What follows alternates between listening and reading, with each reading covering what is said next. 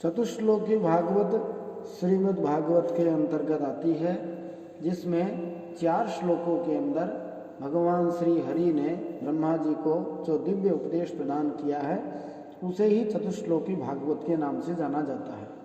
ब्रह्मा जी ने जब भगवान श्री हरि के दर्शन की प्रार्थना करी, भगवान श्री हरि ने उनको दर्शन दिया और दर्शन दे करके उनको 4 श्लोकों में जो उपदेश प्रदान किया उसे चतुश्लोकी भागवत कहते हैं। उसका प्रथम श्लोक है, अहमेवासमेवाग्रे नान्यद् यत् सत् सत्परम् पश्चादहं यदेतच्च यो वसिष्येत सोऽस्म्यहम्।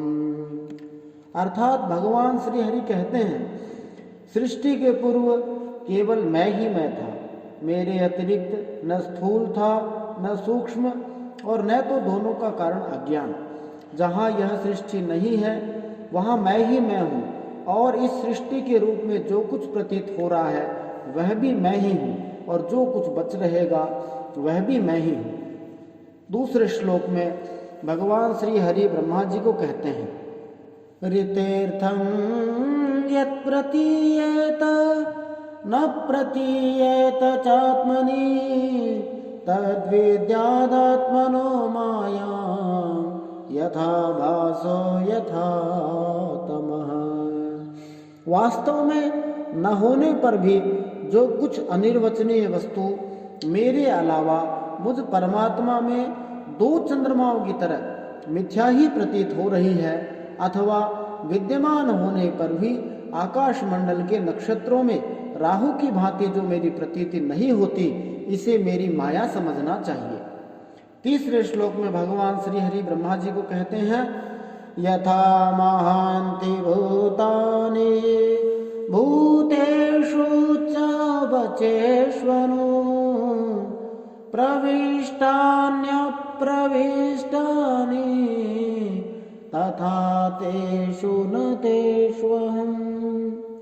जैसे प्राणियों के पंचभूत रचित छोटे बड़े शरीरों में आकाश आदि पंचमहाभूत उन शरीरों के कार्य रूप से निर्मित होने के कारण प्रवेश करते भी हैं और पहले से ही उन स्थानों और रूपों में कारण रूप से विद्यमान रहने के कारण प्रवेश नहीं भी करते, वैसे ही उन प्राणियों के शरीर की दृष्टि से मैं उनमें आत्मा के रूप में प्रवेश किए हुए हूँ और आत्मदृष्टि से अपने अतिरिक्त और कोई वस्तु न होने के कारण उनमें प्रविष्ट नहीं भी हूँ।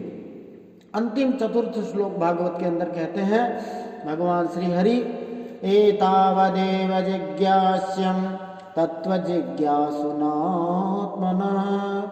अन्वय व्यतिरेकाभ्यां यत् स्यात् सर्वत्र सर्वदा। 2 प्रकार की निषेध पद्धतियां यहाँ बताई, अन्वय और व्यतिरेक। अन्वय अर्थात यह ब्रह्म नहीं है, यह ब्रह्म नहीं है, इस प्रकार की निषेध पद्धति से, और यह ब्रह्म है, यह ब्रह्म है, इस अन्वय की पद्धति से यही सिद्ध होता है कि सर्वातीत एवं सर्वस्वरूप भगवान ही सर्वदा और सर्वत्र स्थित हैं। वही वास्तविक तत्व हैं। जो आत्मा अथवा परमात्मा का तत्व जानना चाहते हैं उन्हें केवल इतना ही जानने की आवश्यकता है, इससे अधिक जानने की आवश्यकता नहीं है। तो चतुर्थ श्लोक 4 श्लोकों के भागवत के अंदर पहले श्लोक में भगवान विशेष बात यही बता रहे हैं कि जब कुछ भी नहीं था, सबके आदि में मैं ही था, जब बीच में जो कुछ दिखाई दे रहा है वह भी मैं ही हूँ, और जब कुछ बाकी नहीं रहेगा तब भी जो बचेगा वह मैं ही हूँ। ये बात बहुत विशेष है।